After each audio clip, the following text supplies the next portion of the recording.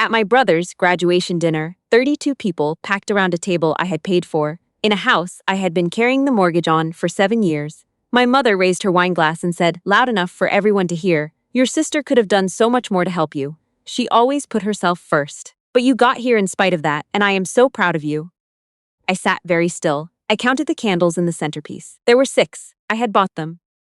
I am an emergency physician. I work at a hospital in the GTA, and I graduated medical school with $180,000 in debt that I paid off in 6 years while sending my mother $800 a month through Interac e-transfer. Every single month, starting from my first residency paycheck. I bought the house we were sitting in. I co-signed the mortgage, put down the deposit from my own savings, and covered every payment since.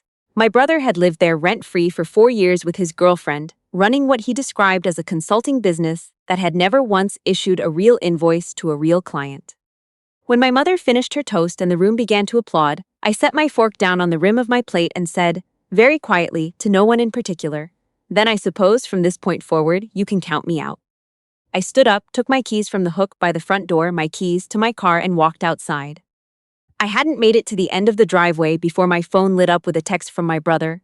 "Bring the house keys back inside. This is Mom's home." I read it twice, then I got in the car.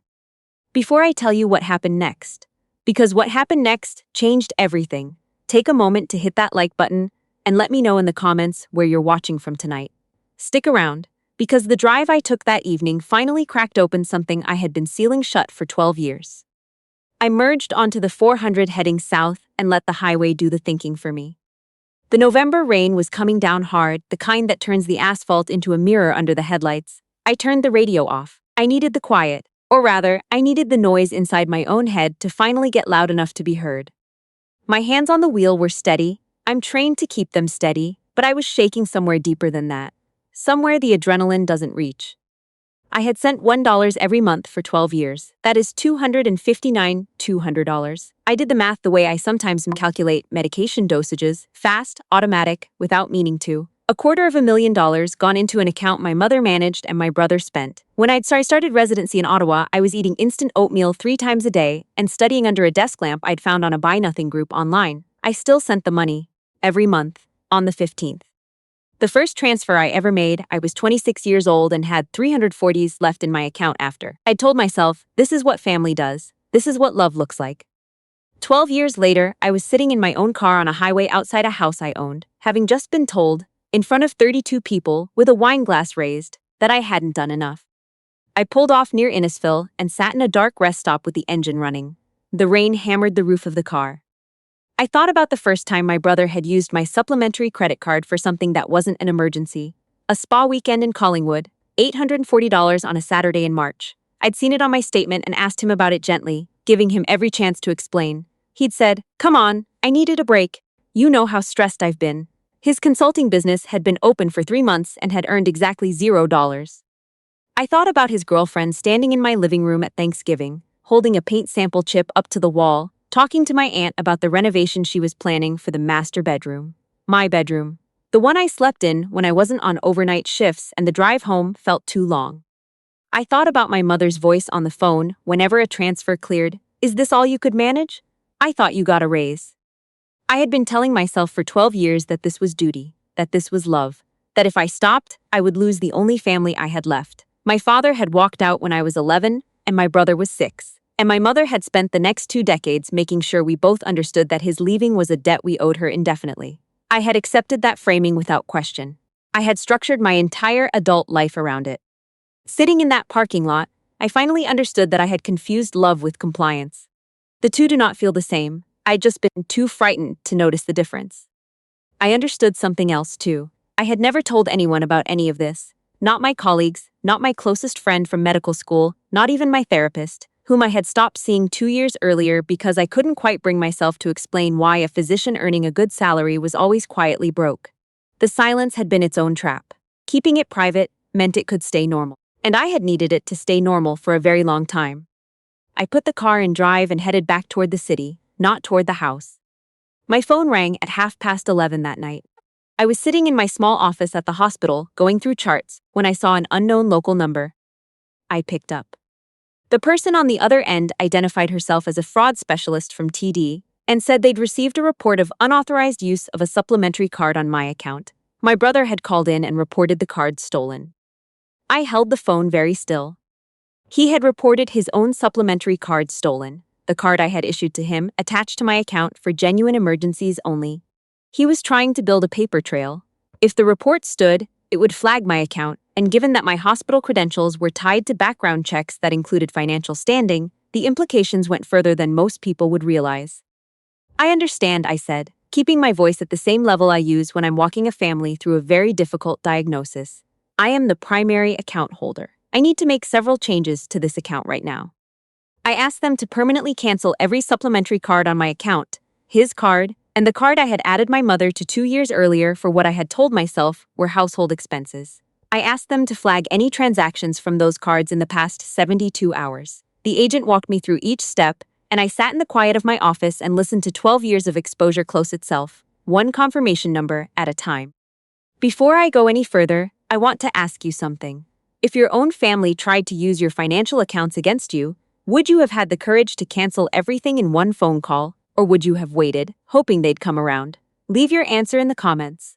And keep watching, because when my family showed up at my hospital the following week, what happened at the front reception desk is something I genuinely didn't expect.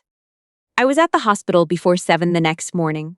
I went straight to Dr. Marchand's office, my department chief, the person who had written my residency reference letters, and the closest thing I had to a senior mentor. He had known me since I was a sleep-deprived intern who color-coded her patient binders as a way of feeling in control of something. He didn't greet me when I knocked, he just held up a printed page. HR flagged your group life policy, he said. Someone called the benefits line yesterday using your employee number, got the last 4 digits wrong, which is why it was flagged, and tried to change the beneficiary. The call came from a Barry residential number. My group life insurance through the hospital was $500,000.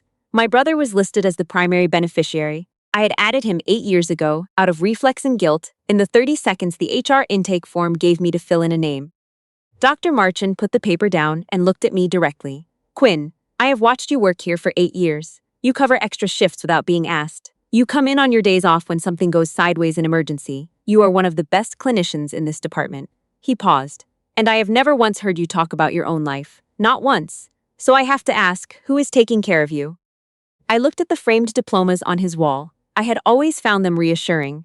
Proof that the years of work had amounted to something. That the debt and the oatmeal and the overnight studying had produced a real result. Looking at them then, I thought about all the things I had never let myself have. The condo in a neighborhood I had always loved that I'd talked myself out of because the family mortgage payments came first. The 2 weeks I was going to spend in British Columbia with a friend from medical school that I had canceled 4 years in a row because something had always come up at home. No one, I said, I've been managing. He nodded once, then he pulled his desk phone toward me. We spent 2 hours making calls from that office.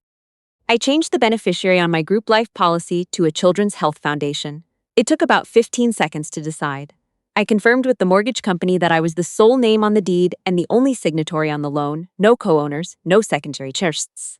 I asked them what documentation I needed to formally notify occupants to vacate. They walked me through it. A written notice to vacate, 60 days minimum, delivered in person or by registered mail. Dr. Marchand's assistant found me a real estate lawyer by mid-morning, and the notice was drafted and signed by early afternoon. I drove to the house during my lunch break. My brother answered the door in a hoodie and gym shorts. His girlfriend was on the couch behind him with her laptop open. It was 2 in the afternoon on a Tuesday. I handed him the envelope. "What is this?" he said. "Open it." He pulled out the notice. I watched his face go through several things very quickly. Confusion, then anger, then a specific kind of panic that I recognized from the emergency department, the look of someone who has just understood that the floor beneath them is not what they thought it was. "You can't do this," he said. "I already did, you have 60 days. His girlfriend stood up and crossed the room. She took the papers from his hand and read them. Her face went completely flat. "This is our home," she said. I looked at her. I kept my voice quiet. "You have never paid a single bill in this house. Not hydro, not gas, not the internet you're using right now. You have 60 days. I walked back to my car. My brother called something after me from the doorway. I didn't stop to hear it clearly. The calls started that evening. My aunt from Sudbury, my mother's friend from her church group, a cousin I hadn't spoken to in 3 years. They all had some version of the same thing to say. How could you do this to your own family, after everything your mother sacrificed for you? I answered each one the same way. I completely understand. Since you feel so strongly about their situation, I'm sure you'd be willing to take them in. Every single one of them suddenly had a reason they couldn't. A small apartment, a spare room being used for storage, a partner who wouldn't be comfortable with it. Moral outrage is very affordable until it comes with an actual cost attached. My mother and my brother came to the hospital 10 days later. They asked for me at the front reception desk. The receptionist called back to my station and said, very calmly, Dr. Quinn, there are 2 people here who say they're your family. They're asking for you. What would you like me to do? Tell them I'm with a patient, I said, and call security if they haven't left in 10 minutes. They left in 8. I stood in the break room and poured myself a cup of coffee, the burnt, over-extracted kind that has been sitting on the warmer too long, the kind that tastes like the hospital has always tasted, that I have been drinking since I was 24 years old and didn't know yet what I was getting into. I stood there and drank it and thought about my mother's face the night of the graduation dinner, the ease with which she'd raised that glass, the way she'd looked right at me while she said it, as if she were simply stating something everyone in the room already knew and had agreed not to say. I thought about being 26, eating oatmeal, making that first transfer. I thought about all the times I had almost stopped and then hadn't, because the fear of losing them felt worse than the losing of myself. I put the cup in the sink and went back to work. The 60 days passed. My brother and his girlfriend found a basement apartment in the east end of Barrie, 2 bedrooms, $1,650 a month, utilities separate. He took a job at a distribution warehouse, union hours, full shifts, a real paycheck deposited every 2 weeks. His girlfriend picked up administrative work at a physiotherapy clinic. They were not comfortable. My mother told me so in one of the few calls I answered, in a tone that was clearly meant to make me feel responsible for their discomfort. Good, I said. Discomfort is where people figure themselves out. She hung up. It was, I thought, the most direct exchange we had managed in about a decade. My mother moved into a 1-bedroom in a seniors' rental building on the north side of town, utilities included, partially subsidized through a provincial housing program that she had qualified for all along and never applied to because she had always assumed there was no point. She had me. She learned to manage her CPP and OAS on her own. She got a no-frills loyalty card and used it the way someone studies for a certification exam, carefully, seriously, comparing prices on the back of the flyer before she left the house. I sold the house. I took the equity from 7 years of mortgage payments and bought a condo in a neighborhood I had wanted to live in since residency. It had large windows, a small balcony, and a kitchen where I cooked actual meals for myself. I went to Portugal in the spring. I slept 9 hours a night for an entire week. Almost a year after the graduation dinner, my brother called and asked if I wanted to come up for lunch. Not a family event, not a holiday, just lunch. His idea. He was thinner than he'd been. His hands were rougher. Warehouse work does that. The kind of work that doesn't wash off completely no matter how long you scrub. He had stopped wearing the expensive sneakers that had appeared on my credit card statement 3 separate Christmases, charged each time as an emergency.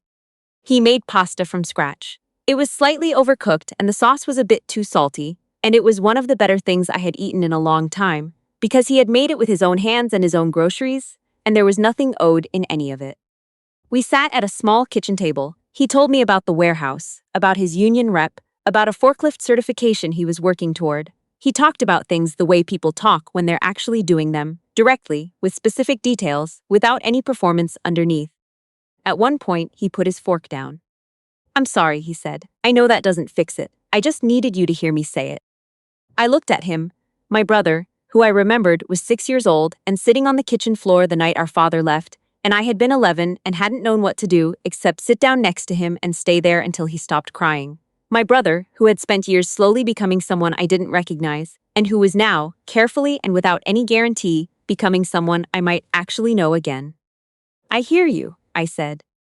We didn't resolve everything over that lunch. You don't undo 12 years in an afternoon. But we finished the pasta, and he asked me real questions about my life, and listened to the answers without looking for an angle in them. That was enough for now. My mother called while I was on the drive back. I picked up. Did he feed you properly? She asked. He did. Good, she said. And then, after a pause that lasted long enough that I thought the call had dropped, you looked tired in that photo you put up last week. You should be sleeping more. It wasn't an apology. It wasn't a declaration. But from my mother, unsolicited worry about my sleep was as close to tenderness as I knew how to receive from her right now. I was learning to take what was real and leave the rest. I drove the rest of the way home with the heater on and the highway almost empty. The thing I spent 12 years not understanding is this: you cannot purchase belonging from people who have only ever understood you as a resource. Every dollar I sent was another reason for them not to build anything of their own, not because they were incapable, but because I kept making it unnecessary. I thought I was being generous. I was actually making myself impossible to see as a person, to them, and eventually, to myself. The moment I stopped paying was the moment I found out what, if anything, had ever been real underneath. Something was. It took a long time and a lot of hard months and more than a few painful phone calls for any of it to surface, but it was there. If you have ever felt like the only reason your family keeps the peace is because you keep writing the checks, I want you to know that stopping is not abandonment. It is the most honest thing you can do for everyone involved. Leave me a comment and tell me, what was the first time you realized the people you were sacrificing for had stopped noticing the sacrifice? I read everyone, and if any part of this story stayed with you tonight, please take a moment to like this video and subscribe to the channel. I'll be here.